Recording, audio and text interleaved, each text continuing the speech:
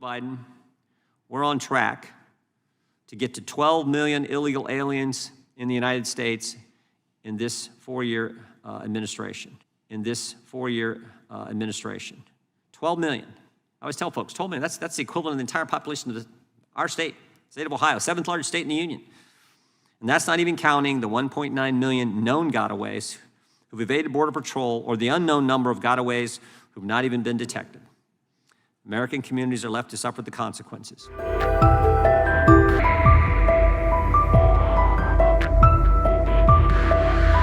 Chairman Jordan and Ranking Member Nadler and distinguished members of the committee, my name is Mike Boudreau. I am the Sheriff of Tulare County in California.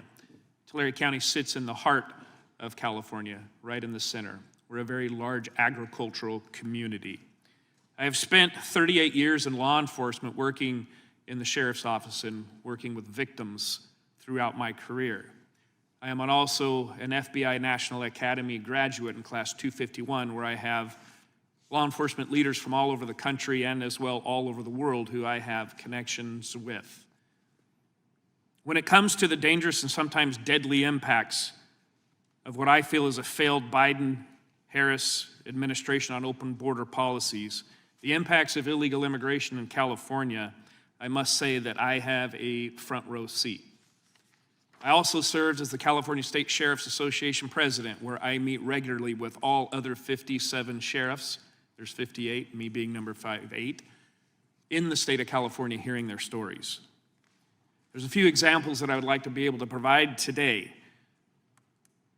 We have a long issue of illegal immigration in California. However, over the last 3 years of the Biden-Harris administration, we have a deadly impact of violent criminals coming into our communities. We have migrant communities of farm workers who are now infiltrated and terrorized by those that they had fled other countries from, who are now in our communities terrorizing them, threatening their children to be involved in drug trafficking, gun running, drug dealing, as well as gangs and sexual activity of children.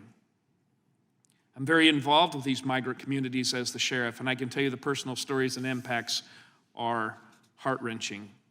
Many of these communities have to do what's called paying rent. You must give money to the drug lord or the gang member or the violent criminal of those that you fled if you want to live peacefully within that migrant community.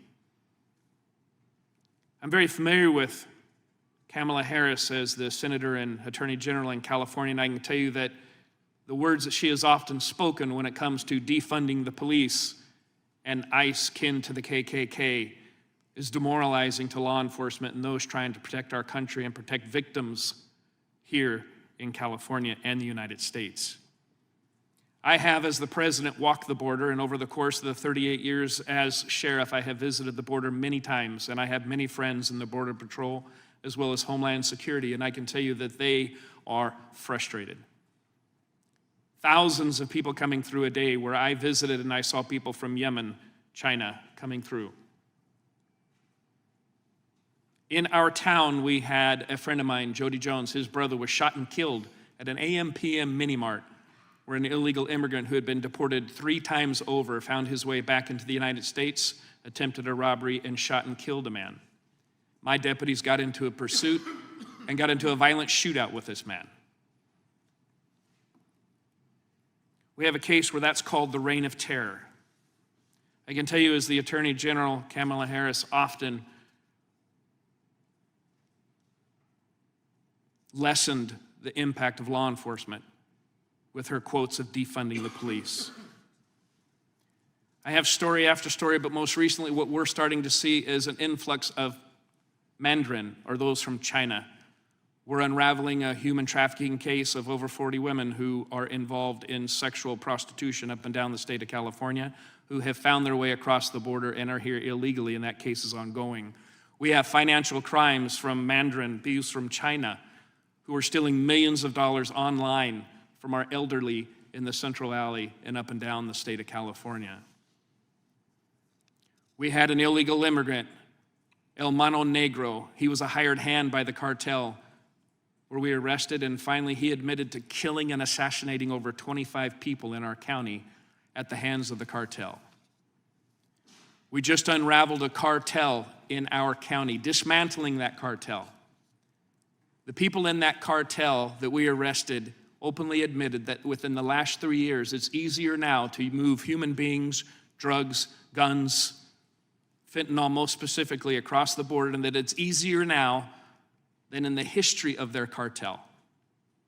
I can tell you because of the Biden and Harris administration, law enforcement resources are quickly depleted.